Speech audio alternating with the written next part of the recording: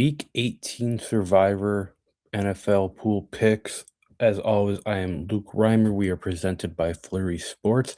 I am here to give you three options if you are still alive in your Survivor pools. Um, First of all, if you are still alive, congratulations. It's been a really odd season, but it's kind of been somewhat predictable, right? It feels like for the most part, right? If you're riding, I guess the NFC West, that's 3 wins there. The AFC was pretty cut and dry. I mean, we're at a week 18 where I guess 13 of the games don't really mean anything, right? There's always seeding, stuff like that. But in terms of teams getting to the playoffs and teams not getting to the playoffs, um, I guess there's really only 2 games that matter with that, with Baltimore, Pittsburgh, and Carolina, Tampa Bay. But again, as always, here weekly, I'm here for to give you 3 options to pick in your survivor pool pick. As always, we go down the line with our high risk, high reward pick of the week, our value pick of the week, and as always, the lock of the week. So let's just get right into it with our high risk, high reward pick of the week. This is kind of a tough schedule this week to pick a high risk, high reward because again, there's not many games that matter. So I guess when we talk about high risk, high reward, maybe this is an opportunity for some of the bad teams to really come alive. But when looking at it, we have some teams that are playing for some other things than playoffs, right? We're looking at teams that are, get a better spot in the NFL draft coming up, and get close to the offseason where they can change a bunch of things around. But when looking at, there's not a lot of bad teams with like really good matchups this week. The one that does stick out to me though is this one right here: the Kansas City Chiefs at the Las Vegas Raiders. It's not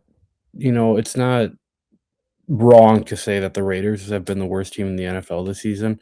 A loss here really locks them up for the number one pick. Something that they're probably looking forward to get that, that new quarterback for their franchise, to get the new, you know, culture changer there, because obviously Geno Smith was not the player to do it. I know that Ashton Genty has looked like what we want Ashton Genty to look like over the last couple of weeks, but the Raiders still have the worst offensive line in the league. Um, given that I understand that the Chiefs aren't playing for much here, but given with that bad offensive line, with the Raiders having a non-existent pass game, right, with no Brock Bowers in this, I'm not betting on Ashton Genty to come out and single-handedly win this game. Um, I'm more looking towards the Raiders just staying afloat in this game and, not making things too ugly, but not, good enough where they're gonna win the game. Raiders going for the number one pick here. Like, don't even overthink this. On the Kansas City side, Kansas City, it is a weird line. The Kansas City favored by 5.5 with both of their top quarterbacks out. But they shouldn't have that big of a problem running the ball in this game. I could see, a good workload for Isaiah Pacheco, Kareem Hunt, and Brashard Smith, all three getting involved in this game, and possibly all three of them scoring a touchdown. I'm not going to say that. I'll say two of the three scoring a touchdown this week. But when we break it down, this has been a bad season for the Chiefs, right? Relative to, their successes since Patrick Mahomes has become Patrick Mahomes. They could really use a win here. End the season on a high note. We're also in the midst of one of the greatest players of all time, and Travis Kelsey. Maybe this is his last game. Does he get involved? I'm not gonna say ride off in the sunset because they're not winning a Super Bowl, but does he end his career on a high note, beating a big division rival? I don't think the Chiefs offense has that difficult of a time in this game, especially with no Max Crosby. So given factors of Raiders going for the number one pick, Travis Kelsey maybe being his last game, give me the Chiefs to win this game. With that, we'll go into our value pick of the week. Value pick, as always, is a middle level team that has a good matchup against a bad team. And obviously, as all these are division games, we're going to stick in the AFC. This time, we're going to the AFC North, where I'm taking the Cincinnati Bengals to beat the Cleveland Browns.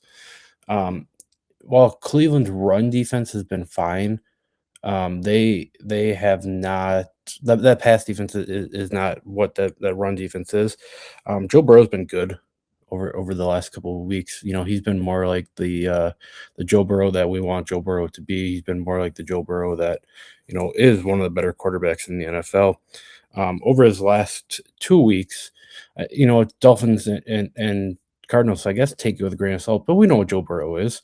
Over the last 2 weeks, Joe Burrow has 6 touchdown passes. You know, Jamar Chase really got going last week with 2 touchdown catches. Chase Brown has been really involved in the pass game, with 2 touchdown receptions of his own.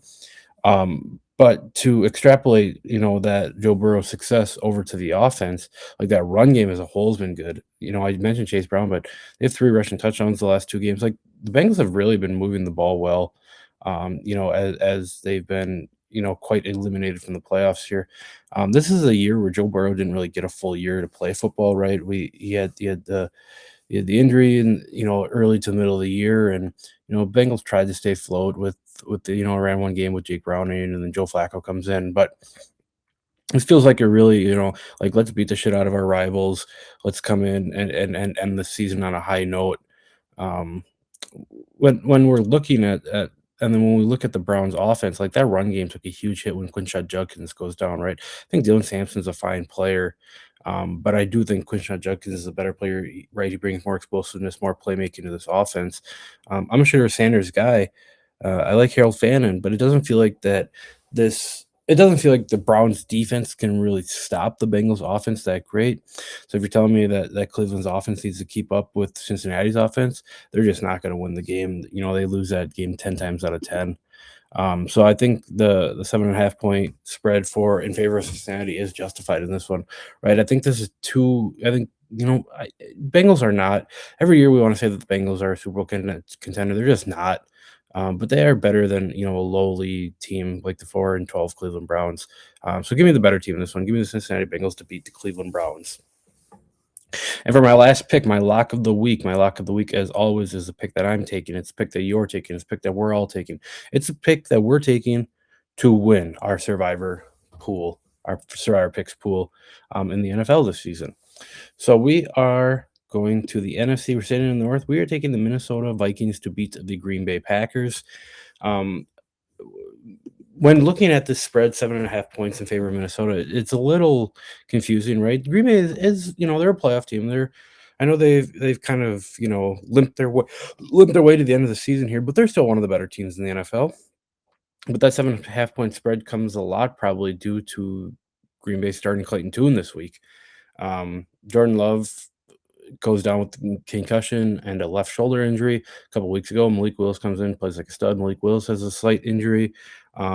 It this really feels like Green Bay saying, like, let's just get out of Minnesota without injuries. We're the 7th seed. We're not going to be anything better than the 7th seed. There's no reason to go out there and risk anything more than that we need to. Which plays right into Minnesota's hands, right? When you have Clayton Tune coming in, who's going to be put in a tough spot, he's not going to look great. He's going to get, you know, people are going to make fun of him for not being a good quarterback, which it is what it is. But against Minnesota, like, it probably could not have been put in a worse spot. We know that Brian Flores has that psycho defense, that pressure is coming from everywhere. Like, right? We don't know where that pressure is going to come from, which is going to put Clayton Tune in spots where that ball is going to be up in there. That ball is going to be thrown.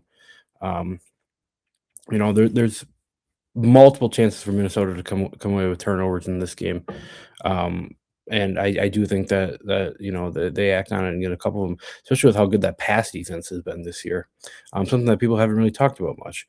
But if we since Clayton Tune is starting at quarterback this week, that I assume that, you know, all these big name players that the Packers have, especially on the offensive side of the ball, are not going to see a lot of snaps, if any. Right? It feels like Josh Jacobs is out of this game, given, you know, how bad he's looked the last couple of weeks. He's banged up.